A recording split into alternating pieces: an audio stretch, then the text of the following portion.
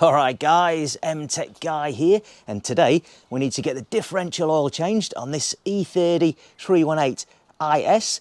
Now when these left the factory, they did come with an open differential.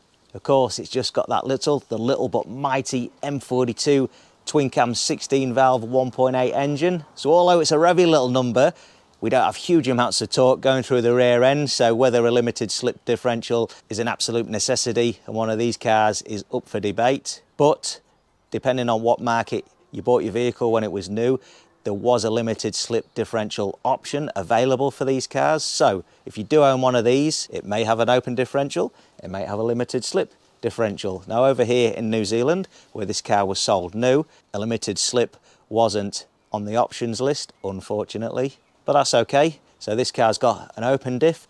So depending on whether it's got a regular open diff or a limited slip diff will dictate what oil you should use when you do an oil change for your differential.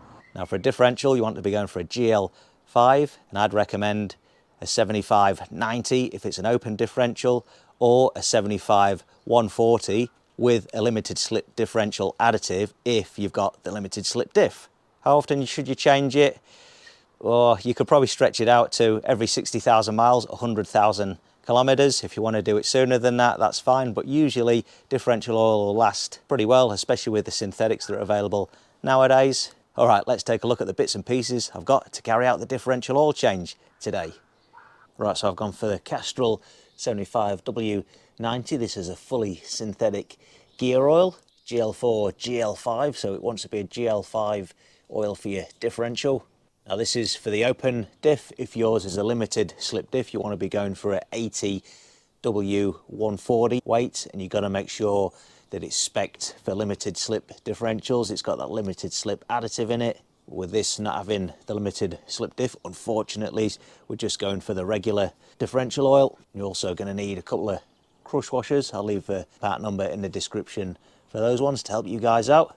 Now, if you do own one of these vehicles and it does have the limited slip differential, with the age that these cars are at now, if that differential's never been rebuilt, I should say the clutch plates are pretty worn out, so it probably won't be working as effective as when it was new. And if it's still got the original gear oil in there, it's likely that that rear end will be clonking when you make tight turns. So changing out the gear oil, which contains fresh limited slip diff additive, will normally remedy that issue. But with these BMW limited slip diffs, you'll always get a little bit of a clonk, and that'll just tell you that them clutch plates are working, they're doing the job properly. But that only applies if you've got the limited slip diff. And like I say, this car's got just a regular open differential.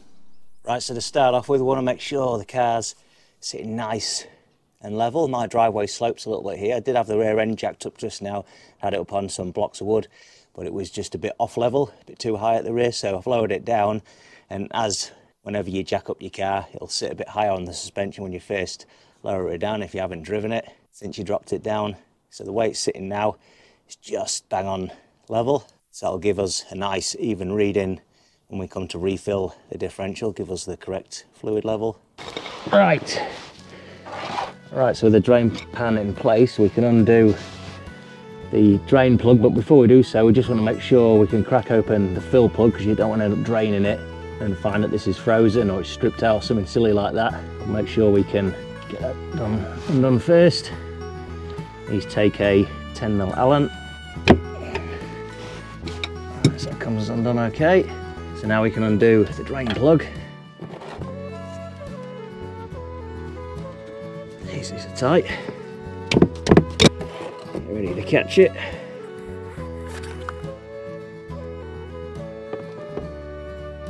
Actually, that doesn't look too bad, that old oil. So just let that drain off now. While it's draining off, I'll take the fill plug out. I'm going to put new crush washers, both the plugs. Alright, so it's just about empty now, so we'll refit the drain plug.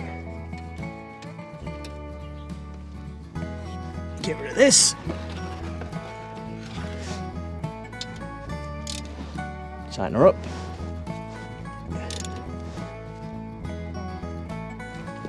Right, back under with the oil pan. Now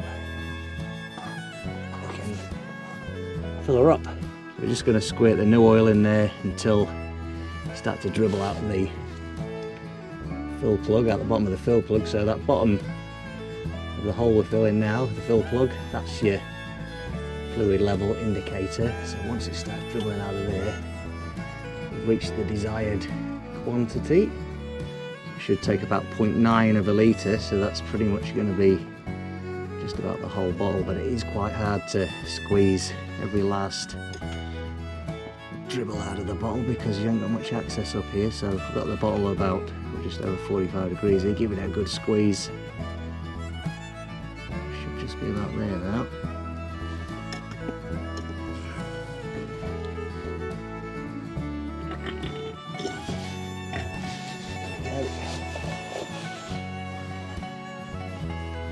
So that's the correct quantity in there, so we can now reinstall fill plug. Now we can tighten her up.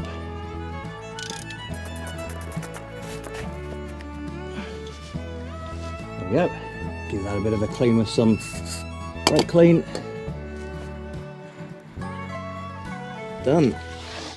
All right guys, so there we have it. That's the differential oil change now sorted. It's a good job done. Now if you found the video interesting or useful, don't forget to give it a like and make sure you go and check out the rest of my YouTube channel for more BMW E30 content. Consider subscribing if that's your cup of tea. I'm M Tech Guy. Thanks a lot for watching.